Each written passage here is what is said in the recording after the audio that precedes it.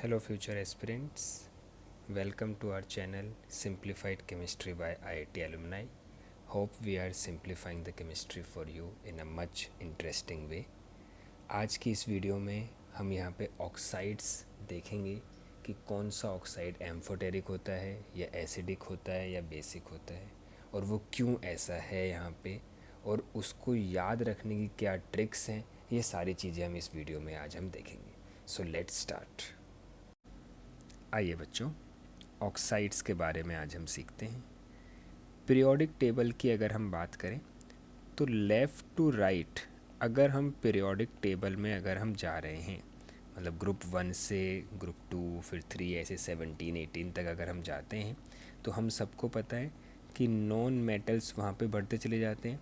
It means non metallic character जो हो रहा है वो हमारा क्या कर रहा है, वहाँ पे इंक्रीज़ कर रहा है. और नॉन मेटल्स जो होते हैं वो कौन से ऑक्साइड्स बनाते हैं, एसिडिक ऑक्साइड्स बनाते हैं. तो इसका मतलब लेफ़्ट टू राइट जाने पे एसिडिक ऑक्साइड्स की टेंडेंसी क्या है, ज़्यादा है. मतलब अगर लेफ़्ट टू राइट अगर हम जा रहे हैं, कोई भी हमें एक सेम पीरियड में अगर हमें दिए हैं ऑक्साइड्स, तो लेफ़्ट से राइट जाने पे उनका एसिडिक करेक्टर क्या होगा, यहाँ पे इंक्रीज़ कर जाएगा.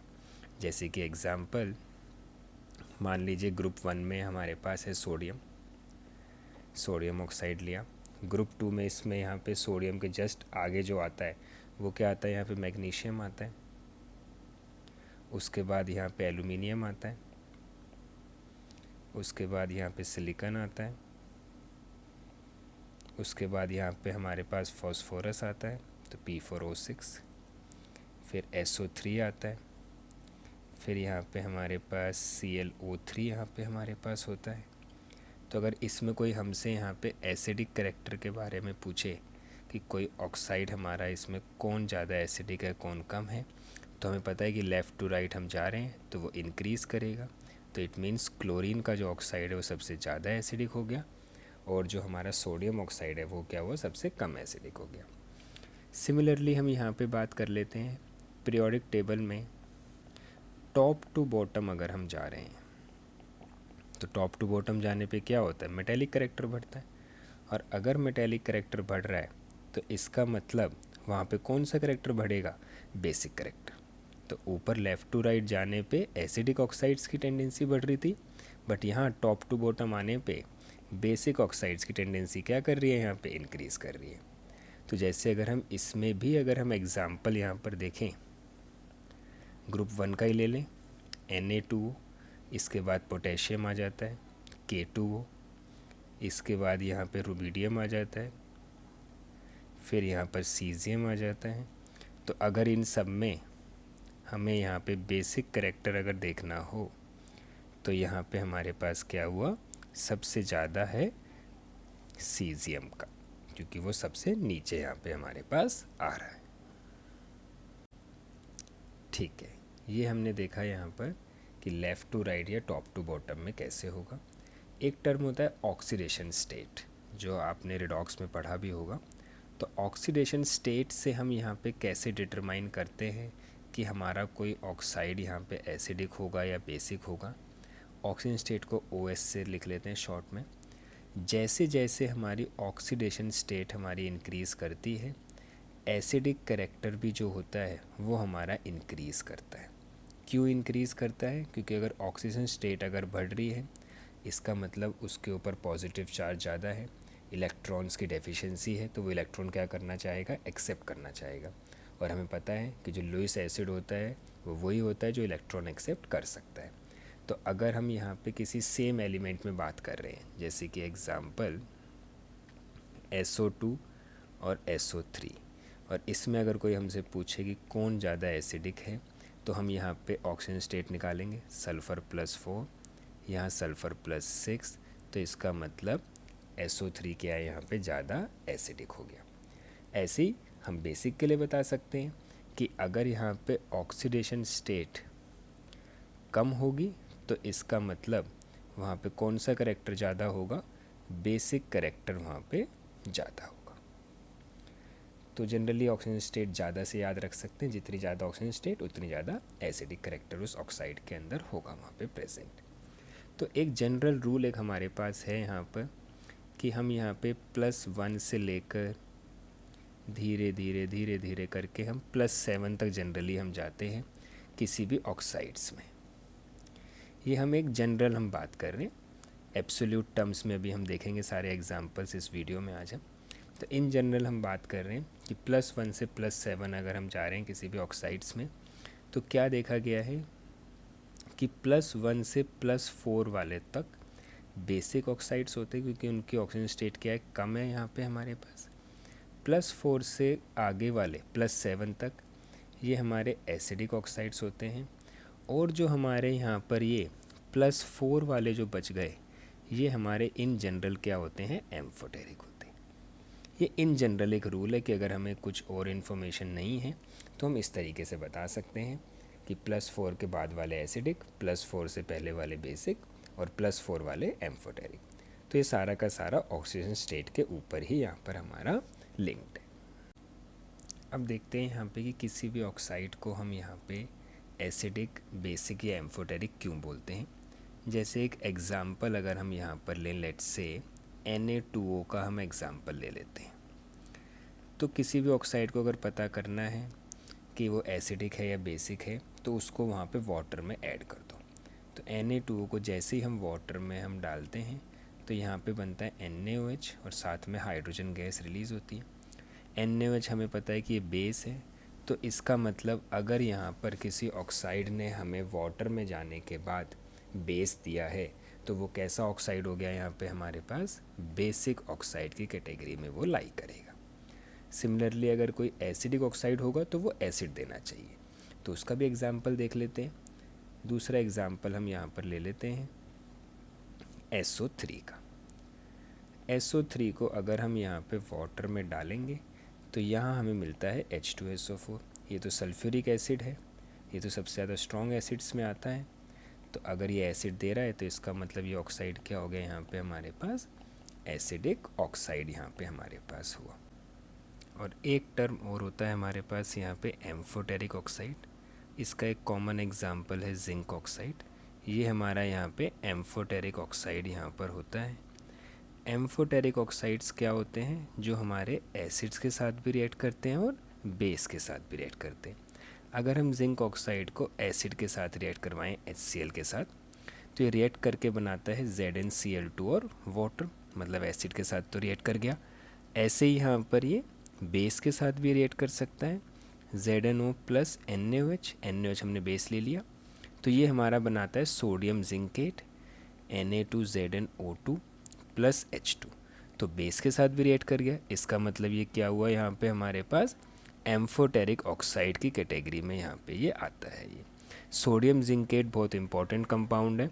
बहुत बार हमसे यहाँ पर पूछा जाता है कि सोडियम जिंकेट का फॉर्मूला क्या है, तो हमें यहाँ पर पता होना चाहिए। तो ये हमने देख लिया है यहाँ पे कि कौन सा ऑक्साइड एसिडिक है, बेसिक है, एम्फोटेरिक है और वो क्यों है। अब इन सब ऑक्साइड्स को हमें याद रखना है कि कौन सा ऑक्साइड क्या होगा, एग्ज़ाम में पूछा जाता है हमसे। तो अब यहाँ पे कुछ कुछ एग्जांपल्स, कुछ कुछ ट्रिक्स, उनकी हेल्प से यहाँ पे सारी चीज़ें हम देखते हैं। तो अगर हम सबसे पहले एम्फोटेरिक की अगर हम यहाँ पे बात करें, एम्फोटेरिक ऑक्साइड्स, तो एम्फोटेरिक ऑक्साइड्स में यहाँ पे हमारे पास एक ट्रिक है। इस ट्रिक को मैं यहाँ पे लिखता हूँ ZnBeAl AsSbGa SnPbCd। ये 9 एलिमेंट्स मैंने यहाँ पर लिखे हैं। 3-3 के पेयर्स में इनको लिखा गया है। पहला पेयर में ये है जनाबे अली, सेकंड है आज सब गए, नेक्स्ट है सुनने प्रभु की सीडी। तो सारे एलिमेंट सबको पता है, जिंक, बेरिलियम, एल्यूमिनियम, उसके बाद आर्सेनिक, एंटीमनी, गैलियम और फिर टिन, लेड और कैडमियम। ये 9 एलिमेंट्स हैं जो एम्फोटेरिक ऑक्साइड्स बनाते हैं। इसमें बस हमें यहाँ पर एक चीज़ का ध्यान देना है, जो हमारा यहाँ पर आर्सेनिक जो होता है और जो एंटीमनी जो होता है, इसमें As2O5 और Sb2O5 ये हमारे एसिडिक हैं। इसके अलावा इन ऊपर जो 9 एलिमेंट जो लिखे हैं, इन सब के कोई भी ऑक्साइड्स ले लो, सारे के सारे क्या होते हैं, एम्फोटेरिक होते हैं। तो एक तो ये ट्रिक याद हो गई हमें कि एम्फोटेरिक के लिए बस हमें ये एलिमेंट्स हमें देख लेने हैं। इसके अलावा और एम्फोटेरिक कौन हो सकता है? बताया था कि +4 ऑक्सीजन स्टेट वाले इन जनरल एम्फोटेरिक होते हैं। तो +4 oxidation state in general amphoteric. तो उसमें कौन से हमारे पास एग्जाम्पल्स हैं जो हमें याद करने हैं? एक TeO2 और एक TiO2। तो अगर आप देखें दोनों में यहाँ पे जो ऑक्सीजन स्टेट जो है वो हमारे पास यहाँ पर +4 है। इसके अलावा और कौन एम्फोटेरिक है यहाँ पे हमारे पास? तो एक आता है हमारे पास Cr2O3, ये एम्फोटेरिक है हमारे पास। एक तो वो ऊपर 9 एलिमेंट्स हो गए, ये +4 वाले यहाँ पे 2 हो गए, एक ये Cr2O3 यहाँ पे हमारे पास हो गया, और एक लास्ट हमारे पास है V2O5। V2O5 के बारे में NCERT में ऐसे लिखा हुआ है कि however it is amphoteric although mainly it is acidic। however amphoteric though mainly acidic। सिर्फ NCERT में ही नहीं लिखा हुआ है, JD ली एक बुक आती है इनऑर्गेनिक केमिस्ट्री की, one of the best book of the inorganic chemistry, उसमें भी यही सेम लाइन लिखी हुई है। तो NCERT और JD ली दोनों में सेम लाइन लिखी है। तो अगर एग्ज़ाम में दोनों ऑप्शंस दिए हैं एम्फोटेरिक और एसिडिक, तो फिर तो हम एसिडिक के साथ जाएंगे क्योंकि मेनली एसिडिक दिया है। बट अगर ऑप्शन में सिर्फ यही दिया हुआ है V2O5 और पूछा इनमें कौन कौन एम्फोटेरिक हैं, तो उसमें हम फिर V2O5 को यहाँ पे टिक करेंगे। तो एम्फोटेरिक ऑक्साइड्स हमारे पास बस इतने ही हैं जो हमारे से कहीं भी पूछे जा सकते हैं, जेई में, नीट में, CBSE में, कहीं पर भी हमसे अगर पूछा जाए तो एम्फोटेरिक इसके अलावा हमारे पास कोई और नहीं होता है। ये हमारा पूरा एम्फोटेरिक हुआ। अब यहाँ पे हम सारे ग्रुप्स को एक एक करके हम यहाँ पे देख लेते हैं। सबसे पहले हमारे पास ग्रुप 1 और 2 की अगर हम बात करें तो इसमें सारे के सारे जो ऑक्साइड्स होते हैं वो बेसिक होते हैं except for the beryllium. All basic oxides except beryllium oxide. सारे बेसिक क्यों होते हैं? क्योंकि मेटल्स हैं, और स्टार्टिंग में बताया था वीडियो की कि मेटल्स जो होते हैं वो बेसिक ऑक्साइड्स बनाते हैं। और बेरिलियम ऑक्साइड क्यों बेसिक नहीं है? अभी ऊपर ट्रिक में बताया जनाब अली, तो उसमें BE आ रहा था, तो BeO हमारा क्या है यहाँ पे? एम्फोटेरिक है। तो ये हो गई S ब्लॉक की बात, ग्रुप 1 और 2 की। अब यहाँ पे हम P ब्लॉक की बात करते हैं। तो P ब्लॉक में सबसे पहले हमारे पास आता है ग्रुप 13। ग्रुप 13 में अगर हम देखें तो जो हमारा B2O3 जो है ये हमारा एसिडिक है।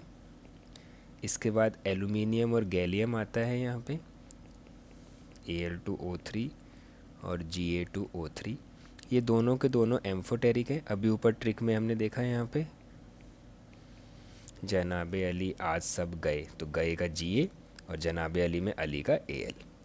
उसके बाद यहाँ पे इसमें In2O3 और Tl2O3 आता है, ये हमारे पास क्या है यहाँ पे? बेसिक है। ये वही वाली चीज़ है जो बताया था स्टार्टिंग में कि अगर हम डाउन द ग्रुप जाते हैं मेटालिक करेक्टर बढ़ता है, बेसिक करेक्टर बढ़ता है। तो पहले वाले एसिडिक थे, धीरे धीरे धीरे धीरे वो किधर की तरफ शिफ्ट हो रहे हैं? बेसिक की तरफ। नेक्स्ट इसके बाद आता है यहाँ पे हमारे पास ग्रुप 14। ग्रुप 14 में अगर हम बात करें कार्बन फैमिली की, तो ये हमारे पास 2 टाइप्स के ऑक्साइड बनाते हैं, एक EO टाइप के ऑक्साइड्स और एक EO2 टाइप के ऑक्साइड्स। E यहाँ पे ग्रुप 14 का एलिमेंट है। तो एक हमारे पास हुआ CO, इसके बाद आता है GeO, इसके बाद यहाँ पे हमारे पास आता है SNO और PbO। SiO को हमने छोड़ दिया क्योंकि वो अनस्टेबल होता है, उसके बारे में हम बात नहीं कर सकते। CO जो होता है न्यूट्रल टाइप का ऑक्साइड होता है। न्यूट्रल ऑक्साइड्स क्या होते हैं इसके बारे में भी देखते हैं। GeO एसिडिक होगा, SNO और PbO जो है ये हमारे यहाँ पर एम्फोटेरिक है। अभी ऊपर ट्रिक में भी हमने देखा था, तो वही वाली चीज़ है, इसको बार बार हमें याद करने की ज़रूरत नहीं है क्योंकि हम ट्रिक से इसको याद कर चुके हैं। EO2 टाइप में अगर हम बात करें यहाँ पे, तो EO2 टाइप में कार्बन CO2, नेक्स्ट हमारे पास इसमें आता है SiO2, इसके बाद GeO2, ये तीनों के तीनों जो होते हैं ये हमारे एसिडिक होते हैं। और फिर लास्ट है हमारे पास इसमें SnO2 और PbO2। तो ये तो हमारे एम्फोटेरिक होने ही है, क्योंकि हमें पता है ट्रिक से कि Sn और Pb हमेशा हमारे एम्फोटेरिक ऑक्साइड्स बनाते हैं। अब ये जो न्यूट्रल ऑक्साइड जो आया था CO, इसके बारे में थोड़ा सा यहाँ पे देखते हैं। न्यूट्रल ऑक्साइड्स क्या होते हैं? न्यूट्रल ऑक्साइड्स ऐसे ऑक्साइड्स होते हैं जो किसी के साथ भी रिएक्ट नहीं करते हैं, ना एसिड के साथ ना ही बेस के साथ। डोंट रिएक्ट विद एसिड और बेस। ये हमारे पास सिर्फ 4 ही ऑक्साइड्स हैं, एक CO, एक NO, एक N2O और एक OF2। OF2 को वैसे ऑक्साइड ना बोल के फ्लोराइड भी बोल सकते हैं, क्योंकि फ्लोरीन इसमें ज़्यादा इलेक्ट्रोनेगेटिव है। तो ये 4 ही ऑक्साइड्स है जो न्यूट्रल हैं। इसके अलावा तो हमारे जो एम्फोटेरिक हैं वो ट्रिक से हम देख ही लेंगे। और एसिडिक और बेसिक हम बता ही सकते हैं कि एसिडिक जो होते हैं वो नॉन मेटल्स बनाते हैं और बेसिक ऑक्साइड जो होते हैं वो मेटल बनाते हैं। यही हम एक एक करके सारे ग्रुप्स का हम देख रहे हैं। तो ये हमारा ग्रुप 14 हो गया। नेक्स्ट हमारे पास आता है ग्रुप 15। अगर हम ग्रुप 15 में अगर हम बात करें तो सबसे पहले ग्रुप 15 नाइट्रोजन फैमिली में नाइट्रोजन एलिमेंट ही आता है। तो नाइट्रोजन फैमिली में अगर हम नाइट्रोजन की बात करें N2O3 और P2O3, ये दोनों के दोनों हमारे होते हैं यहाँ पे acidic. Down the group metallic character बढ़ रहा है, तो धीरे धीरे इसमें एसिडिक के बाद एम्फोटेरिक और फिर बेसिक आएंगे। तो AS2O3 और Sb2O3 ये एम्फोटेरिक है, हमने ट्रिक से देखा भी था। और फिर नेक्स्ट इसमें यहाँ पे हमारे पास है Bi2O3, ये हमारा यहाँ पे बेसिक है। जैसे ग्रुप 14 दो टाइप्स के ऑक्साइड बनाता था, EO और EO2, ऐसे ग्रुप 15 भी दो टाइप के ऑक्साइड्स बनाता है, एक E2O3 और एक E2O5। तो E2O5 की अगर हम बात करें तो इसमें हमारे पास बनता है N2O5, P2O5, AS2O5, Sb2O5 और एक हमारे पास लास्ट Bi2O5। तो इसमें पहले चारों के चारों यहाँ पे ये एसिडिक हैं और लास्ट जो हमारा Bi2O5 है ये मेटालिक करैक्टर बढ़ने के कारण ये हमारा क्या हो गया, बेसिक हो गया। तो ये हमारे ग्रुप 15 के ऑक्साइड्स हुए, एक E2O3 वाले और एक यहाँ पे हमारे E2O5 वाले।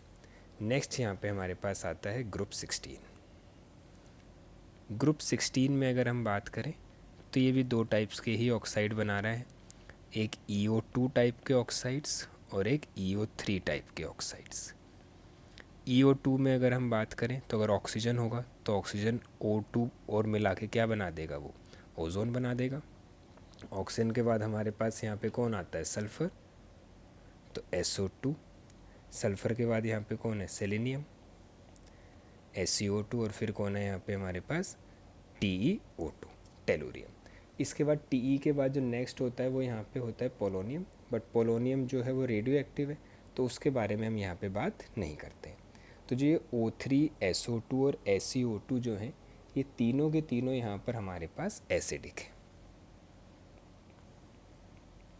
क्योंकि नॉन मेटल्स हैं, नॉन मेटल एसिडिक ऑक्साइड बनाते हैं। TeO2 हमने पहले ही बात करा था स्टार्टिंग में एम्फोटेरिक में, तो ये हमारा एम्फोटेरिक है। सिमिलरली EO3 में अगर हम बात करें तो O के साथ O3 मिलके O4 तो बनेगा नहीं, तो SO3 होगा, SeO3 होगा और TeO3 होगा। और ये तीनों के तीनों ही हमारे क्या होते हैं, एसिडिक ऑक्साइड्स होते हैं। तो ये हमारे ग्रुप 16 के बारे में था। नेक्स्ट हमारे पास यहाँ पे आता है ग्रुप 17। अब जैसे जैसे हम आगे चल रहे हैं नॉन मेटेलिक करैक्टर बढ़ता जा रहा है, तो ग्रुप 17 में ऑलमोस्ट सारे के सारे क्या होंगे, यहाँ पे हमारे पास एसिडिक ऑक्साइड्स ही होंगे। तो ग्रुप 17 में एक तो OF2 है, जिसके बारे में भी बात करी थी कि ये तो न्यूट्रल है। एक O2F2 होता है, तो फ्लोरीन सिर्फ यही दो ऑक्साइड्स बनाता है, O2F2 एसिडिक है, ऑल्दो ये हमारा यहाँ पे अनस्टेबल है। पूछा जाता है फ्लोरीन के दो ऑक्साइड्स हैं, O2F2 और OF2, कौन ज़्यादा अनस्टेबल है या कौन ज़्यादा स्टेबल है, तो O2F2 अनस्टेबल है और OF2 जो है ये हमारा थर्मली स्टेबल है 298 केल्विन पे। थर्मली स्टेबल का मतलब होता है कि हीट करने पे वो टूटेगा नहीं, वो हमारा यहाँ पे स्टेबल ही रहेगा। इसके अलावा जितने भी ग्रुप 17 के ऑक्साइड्स हैं ऑल आर एसिडिक। तो जैसे कि एग्जाम्पल क्लोरीन में बात करें Cl2O, ClO2, Cl2O6, Cl2O7। Bromine में बात करें Br2O, BrO2, BrO3। आयोडीन की बात करें I2O4, I2O5, I2O7। तो जितने भी ये ऑक्साइड्स हैं सब के सब क्या हैं, एसिडिक हैं, क्योंकि नॉन मेटेलिक कैरेक्टर बहुत ज़्यादा प्रिवेलेंट है। तो उस वजह से ये सारे के सारे ऑक्साइड्स क्या हो गए, हमारे एसिडिक हो गए। इसके बाद हम यहाँ पे अब डी ब्लॉक के कुछ ही ऑक्साइड्स हैं जिनके बारे में हमें थोड़ा बहुत पता होना चाहिए। तो एक तो यहाँ पे जो एम्फोटेरिक है वो तो मैं तुम्हें आपको पहले बता ही चुका हूँ। V2O5 के बारे में पहले बता चुका हूँ। TiO2, Cr2O3, तो उनको दोबारा बताने की ज़रूरत नहीं है। उसके अलावा जो हमने अभी तक मेंशन नहीं किया है, एक V2O3, V2O4 और एक CrO, ये तीनों के तीनों ऑक्साइड्स हमारे क्या हैं, बेसिक है। ऐसे ही अगर हम बात करें मैंगनीज़ के साथ Mn2O7, इसका ऑक्सीजन स्टेट बहुत ज़्यादा हो गया है, +7 में है, तो ये हमारा क्या हो गया, यहाँ पे एसिडिक हो गया। जितने भी यहाँ पे हमारे पास हाई ऑक्सीजन स्टेट वाले होंगे, जैसे Mn2O7 हो गया, ऐसे ही आप एक CrO3 भी ले सकते हैं, तो ये हमारे सारे के सारे क्या हो जाते हैं, हमारे एसिडिक हो जाते हैं। क्योंकि बताया था स्टार्टिंग में वही कि अगर लो ऑक्सीजन स्टेट के हैं तो वो बेसिक होंगे, +4 वाले जनरली एम्फोटेरिक होते हैं, और उसके बाद वाले हमारे क्या होते हैं, यहाँ पे एसिडिक हो जाते हैं। सिमिलरली अगर हम लास्ट इसमें देखें F ब्लॉक के बारे में, तो F ब्लॉक में ज़्यादा हमें नहीं देखना है, बस एक लेंथेनॉइड्स की हमें यहाँ पे बात करनी है। तो जितने भी ऑक्साइड्स हैं लेंथेनॉइड के, ऑक्साइड्स ऑफ लेंथेनॉइड्स, वो हमारे बेसिक है। लेंथेनॉइड्स क्योंकि मेटल होते हैं और उनके ऑक्साइड्स जो बनते हैं वो लेंथेनॉइड्स के +3 ऑक्सीजन स्टेट के साथ बनते हैं, और +3 वाले जो होते हैं वो हमारे बेसिक की कैटेगरी में लाई करते हैं।